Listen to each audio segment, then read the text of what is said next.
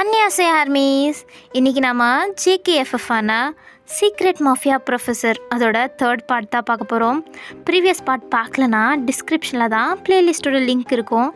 So previous பார்ட்டெல்லாம் பார்த்துட்டு வந்தால் தான் உங்களுக்கு இந்த கதை புரியும். ஓகேவா? ஸோ பார்த்துட்டு வந்துடுங்க. இப்போ வாங்க நம்ம டைரெக்டாக இந்த வீடியோக்குள்ளே போயிடலாம். இப்போது ஜேகே டென்ஷனில் நின்றுட்டுருக்காரு. அப்போது நீங்கள் வந்துட்டு, ஜேகே என்னாச்சு, அவனை கண்டுபிடிச்சிட்டிங்களா, அவன் யாருன்னு தெரிஞ்சுதா அப்படின்ட்டு நீங்கள் பாவமாக கேட்குறீங்க. அவர் இருக்க கோவத்தில் உங்களை திட்டி விட்டுருப்பாரு.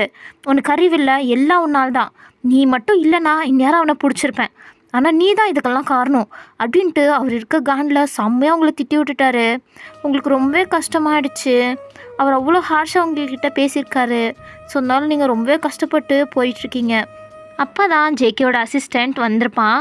வந்துட்டு, ஜேகே அவனை பிடிக்க முடியல, அவன் தப்பிச்சிட்டான், நான் எவ்வளோ சேஸ் பண்ணி போகலான்னு பார்த்தேன், ஆனால் யாரோ ட்ராப் வச்சு என்னோடய டயரை பஞ்சர் ஆக்கி விட்டுட்டாங்க. ஸோ என்னால் அவனை ஃபாலோ பண்ண முடியல, சாரி அப்படின்றான். ஜேகே எதுக்குமே லைக் இல்லை, அவனை கண்டுபிடிச்சி அவனை என்ன பண்ணுறன்னு மட்டும் பாரு, இவ்வளோ அலைய விடுறான்ல அவனுக்கு இருக்குது அப்படின்ட்டு ஜேகே கோவத்தில் கிளம்புறாரு.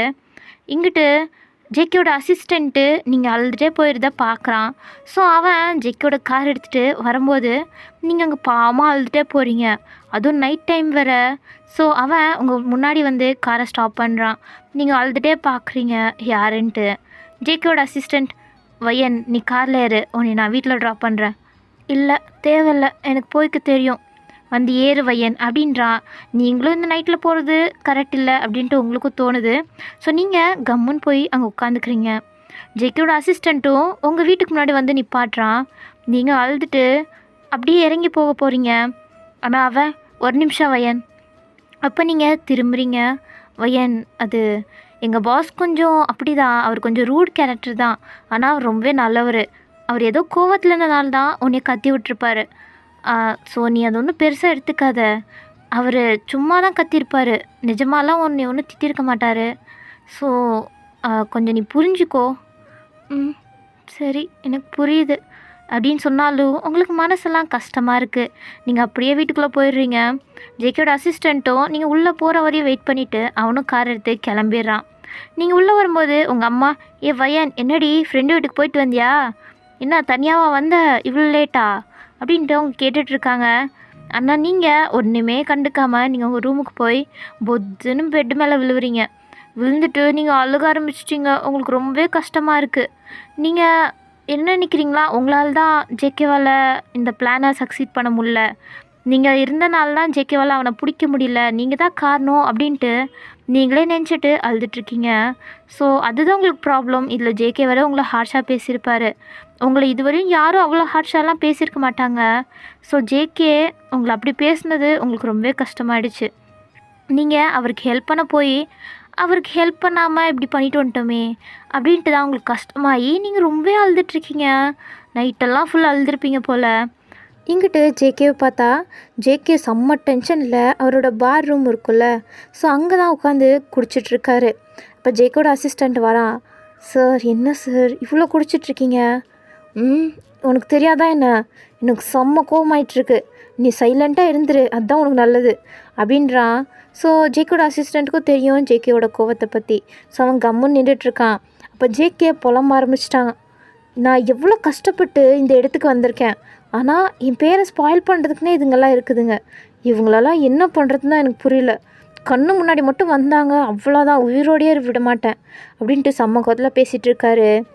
விட்ரா ஜேகே, பிடிச்சிடலாம், கிளிப்ப, சைலண்ட்டாக இருக்கியா, நீ எனக்கு கோவமாக வந்துட்டுருக்கு, நீ வேற என்னை டென்ஷன் பண்ணாமல் கம்முன்னு இருந்துரு, அதுதான் உனக்கு நல்லது.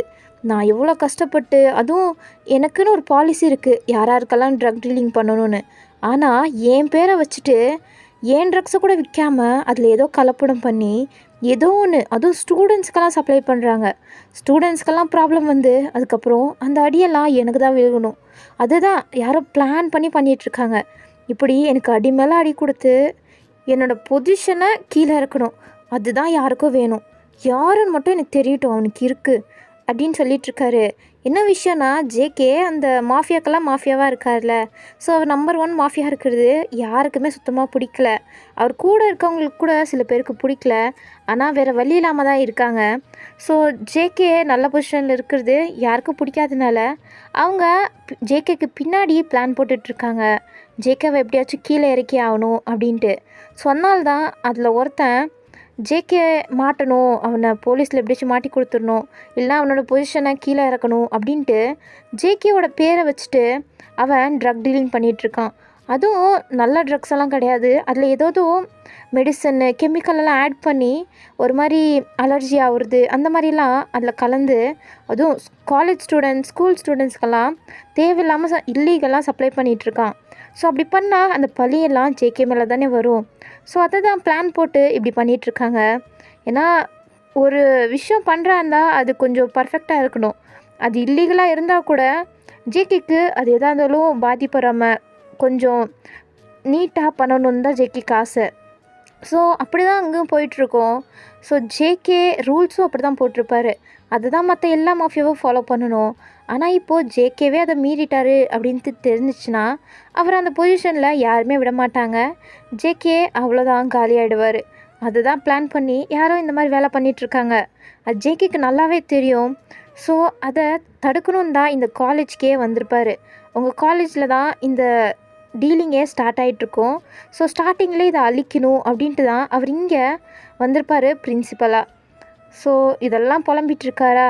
ஸோ ஜேகேவோட அசிஸ்டண்ட்டும் சரி சார் புலம்பாதீங்க, நீங்கள் போய் தூங்குங்க, நான் கிளம்புறேன் அப்படின்ட்டு அவன் போகிறான்.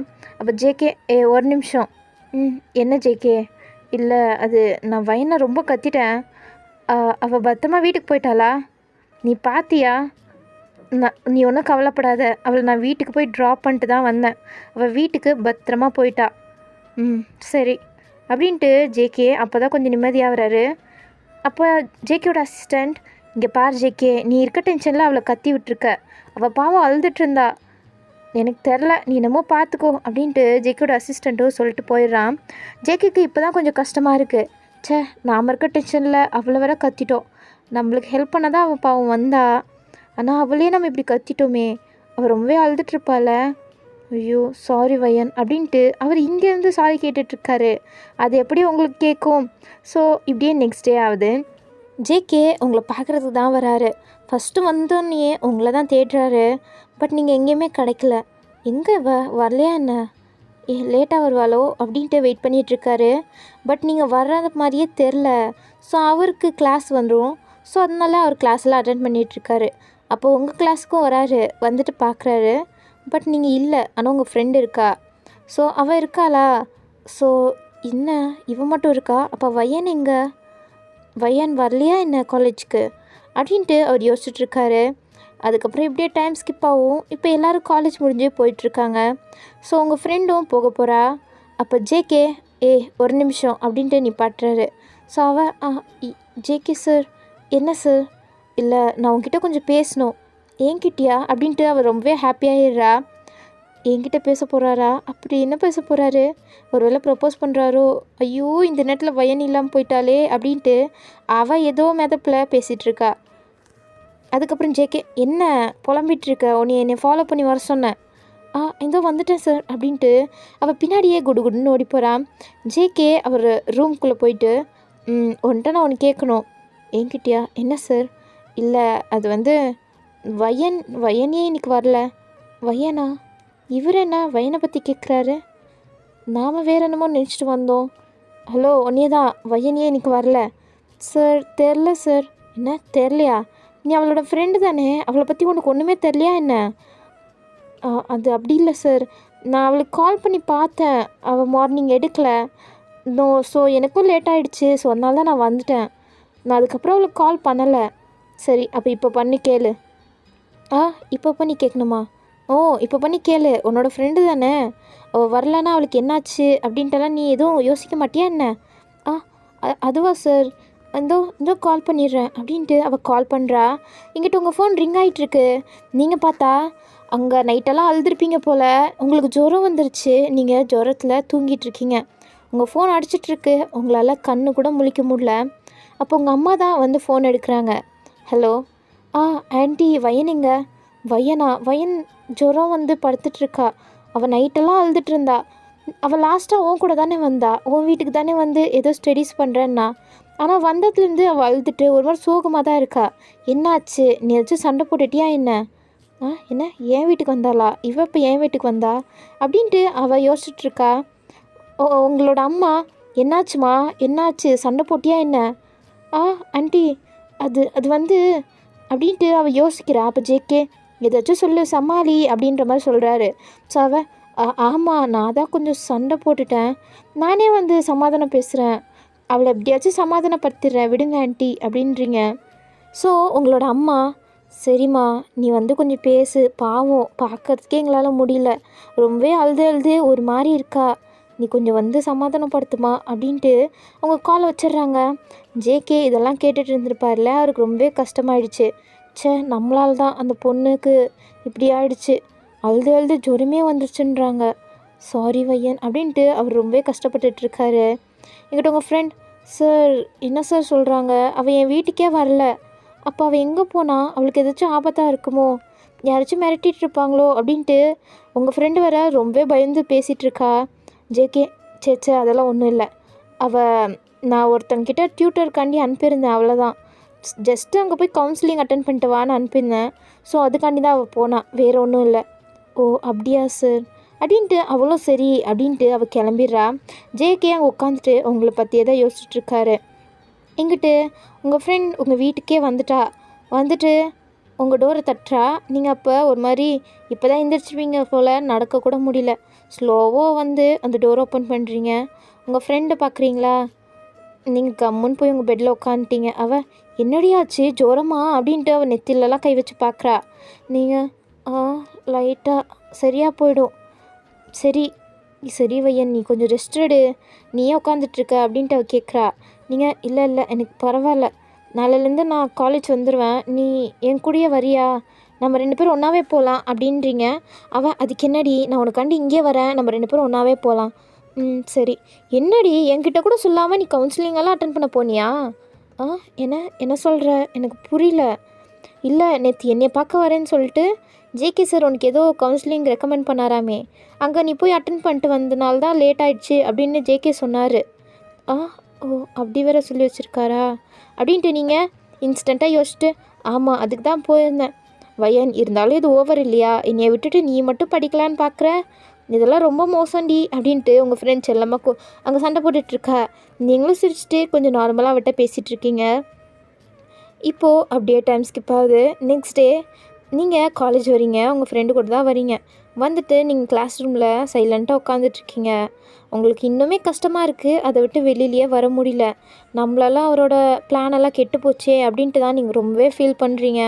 இங்கிட்ட ஜேகே வராரு கிளாஸ் ரூமுக்கு, வந்துட்டு கிளாஸ் எடுத்துகிட்ருக்காரு. அப்போ உங்களை பார்க்குறாரு.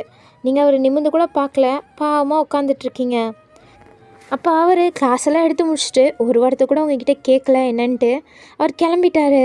நீங்களும் அதுக்கப்புறம் ஓகே, இதுக்கு மேலே இவர்கிட்ட நம்ம ஜாஸ்தி வச்சுக்கூடாது, அது கரெக்டாக இருக்காது, நம்மளால ஒரு ஒர்க்கு எதுக்கு எடுத்துகிட்டு நம்ம பாட்டில் நம்ம வேலை பார்த்துக்கலாம், இனிமேல் ஒரு விஷயத்தில் தலையிடக்கூடாது அப்படின்ட்டு நீங்கள் முடிவு எடுத்துட்டீங்க. அப்போது உங்களை ஒரு பொண்ணு வந்துட்டு, வையன் உன்னை பிரின்ஸிபல் சார் கூப்பிட்டாரு அப்படின்ட்டு கிளம்பிடுறா. நீங்கள் இப்போ எதுக்கு அவர் கூப்பிட்றாரு அப்படின்ட்டு நீங்கள் போகிறீங்க. உங்கள் ஃப்ரெண்ட், நான் வரட்டாடி, இல்லை நான் போய்க்கிறேன் அப்படின்ட்டு நீங்கள் போகிறீங்க. போயிட்டு ஜேகேயோட ஸ்டாஃப் ரூம் இருக்குல்ல, அதை நாக் பண்ணுறீங்க. அவர் உள்ளவா. இப்போ நீங்கள் உள்ளே போய் கம்முன்னு நிற்கிறீங்க. அவர், வையன். என்ன சார்? சாரி வையன், அது நான் ஏதோ டென்ஷனில் இருந்தனால தான் கத்திட்டேன், வேறு ஒன்றும் இல்லை, என்னை மன்னிச்சிடு, நான் பிளான் பண்ண விஷயம் நடக்கலைனா எனக்கு இப்படி தான் செம்ம கோவம் வந்துடும், ஸோ அதனால தான் உங்ககிட்டயும் அப்படி நடந்துக்கிட்டேன், ஸோ சாரி, என்னை மன்னிச்சிடு, நான் அப்படி நடந்துக்கக்கூடாது, சாரி சார், என் மேலே தான் தப்பு, நான் தான் உங்கள் பிளானெல்லாம் கெடுத்துட்டேன், நீங்கள் எதுக்கு சாரி கேட்குறீங்க, நான் தான் சாரி கேட்கணும், சாரி சார் அப்படின்றீங்க. ஜேகே, இல்லை உன் மேலே எந்த தப்பும் இல்லை, நான் தான் கொஞ்சம் கவனக்குறைவாக இருந்துட்டேன், என் மேலே தான் தப்பு அப்படின்ட்டு 2 பேரும் மாற்றி சாரி கேட்டுட்ருக்கீங்க. அதுக்கப்புறம் சரி சார், அப்போ நான் கிளம்பட்டா? வையன், இல்லை வையன், அது வந்து இந்த பிளான் இன்னும் கம்ப்ளீட் ஆகலை, ஸோ அது வரையும் நீ தான் இன்னும் கொஞ்சம் எனக்கு ஹெல்ப் பண்ணணும், ஸோ நீ உன்னோட வேலையை கண்டினியூ பண்ண.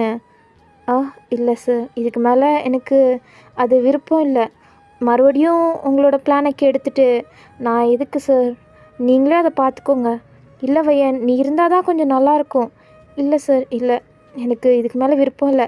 ஸ்டார்டிங்கில் எனக்கு ஒரு ஆர்வம் இருந்துச்சு. ஆனால் எப்போ நானே அந்த பிளானெல்லாம் கெடுத்து விட்டு இப்படி குளறுபடி பண்ணிட்டேனோ அதுலேருந்து எனக்கு இது வேணாம்.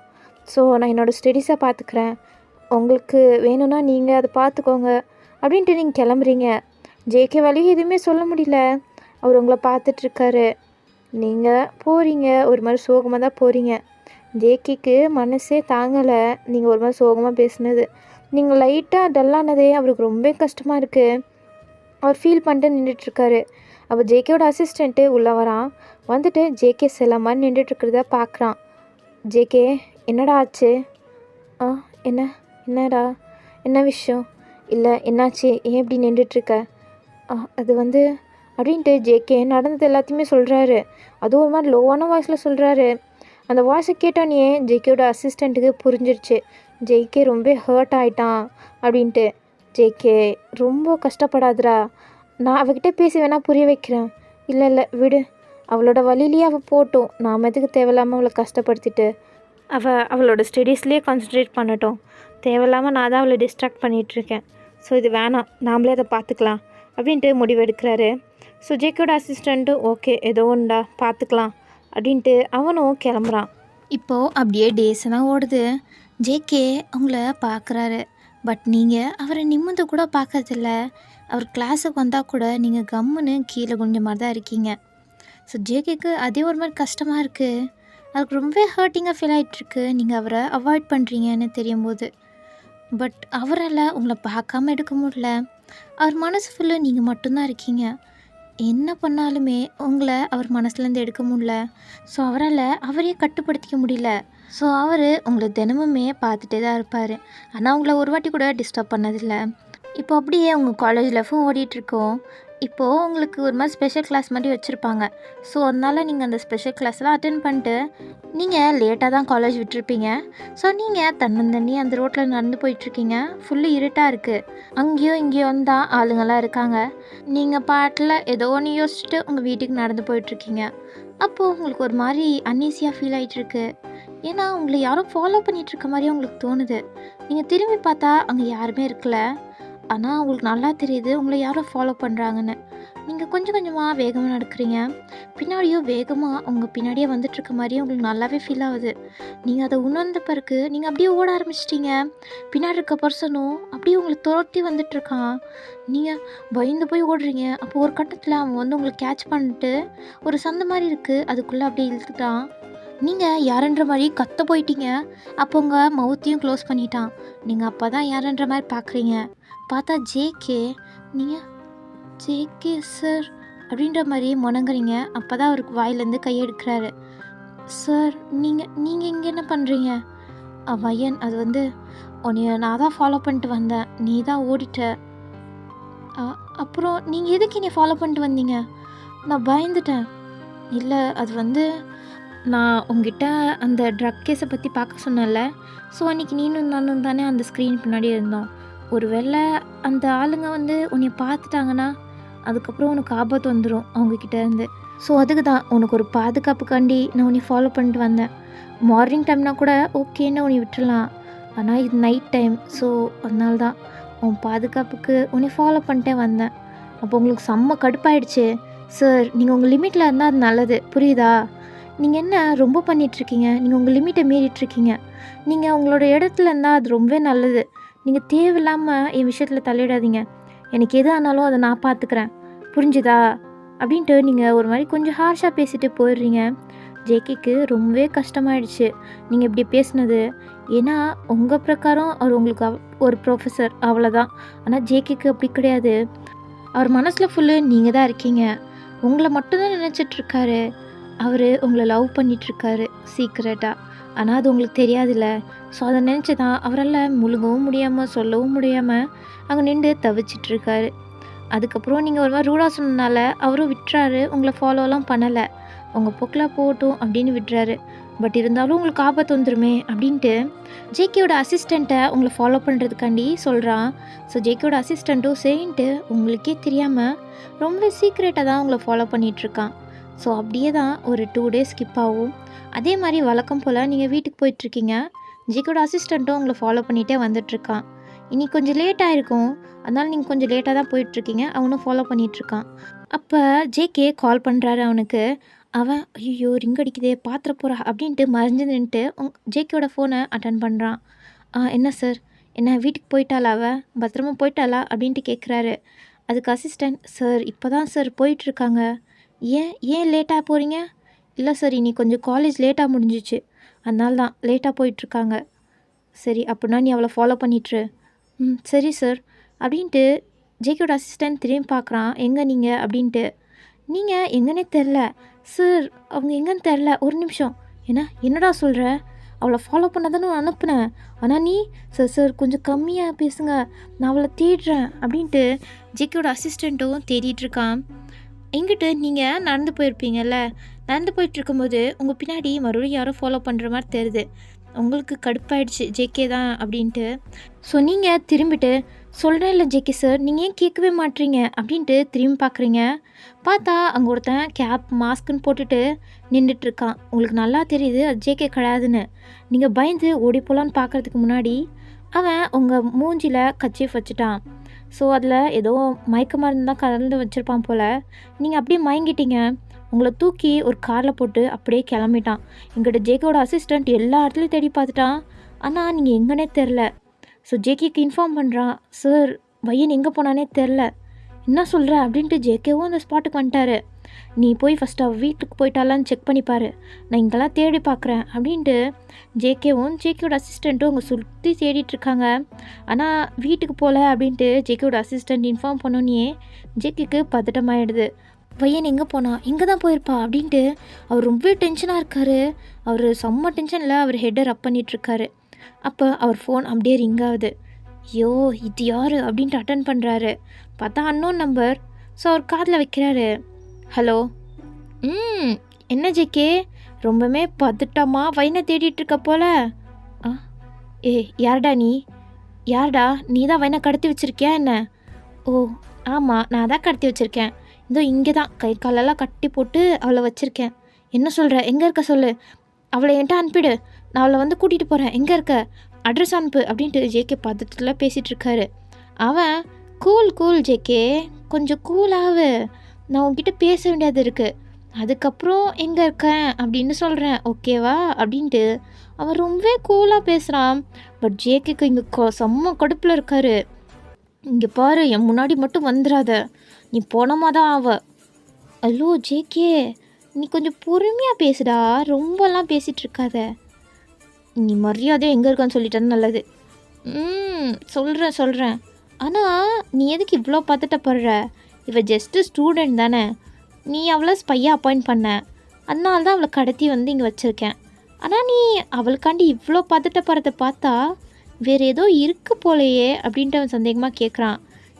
உனக்கு அவ்வளோ தாண்டா மரியாதை? ஓ ரொம்ப கோவப்படுறியே, ஒருவேளை உனக்கும் அவளுக்கும் ஏதோ ஓடிட்டுருக்கோ? நல்லதா போச்சே. இந்த பொண்ணு ஜேகேக்கு ரொம்பவே இம்பார்ட்டண்ட்டான பொண்ணு போல்.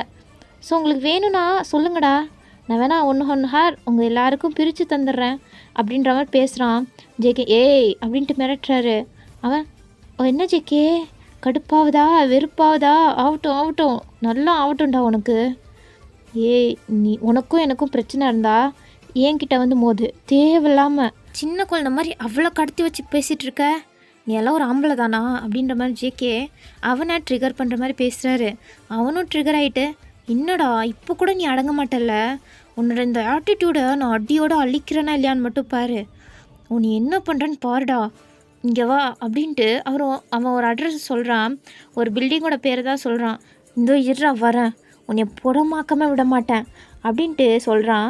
அப்போ அவன் ஓஹோ பார்க்கலாம் யார் இங்கே போனமா வராங்கன்னு அப்படின்ட்டு அவன் காலை கட் பண்ணிடுறான். எங்கிட்ட உங்களை கட்டி போட்டு வச்சுருக்காங்க, நீங்கள் இன்னும் மயக்கத்தில் தான் இருக்கீங்க, உங்களை சுற்றி ஃபுல்லு கேங்ஸ்டர்ஸ் மாதிரியே நிறையா பேர் நின்றுட்டுருக்காங்க. அதில் ஒருத்தன் மட்டும் சேரில் கால் மேல் கால் போட்டு உட்காந்துட்ருக்கான். அவன் தான் ஜிகே கால் பண்ணி இந்த மாதிரி பேசிகிட்டு இருந்திருப்பான். ஸோ அவனோட ஃபேஸை இப்போதைக்கு காமிக்கல. இங்கிட்ட ஜேகேயோட அசிஸ்டண்ட்டை கூட்டிகிட்டு கிளம்புறாரு. ஸோ ஓகே, இதோட இந்த வீடியோ முடியுது. யாராச்சும் லைக் பண்ணாமல் சப்ஸ்கிரைப் பண்ணாமல் பார்த்துட்டு இருந்தீங்கன்னா மறக்காமல் லைக் பண்ணிட்டு சப்ஸ்கிரைப் பண்ணிவிடுங்க. உங்களை நெக்ஸ்ட் வீடியோவில் பார்க்குறேன். டாட்டா பாய் பாய்.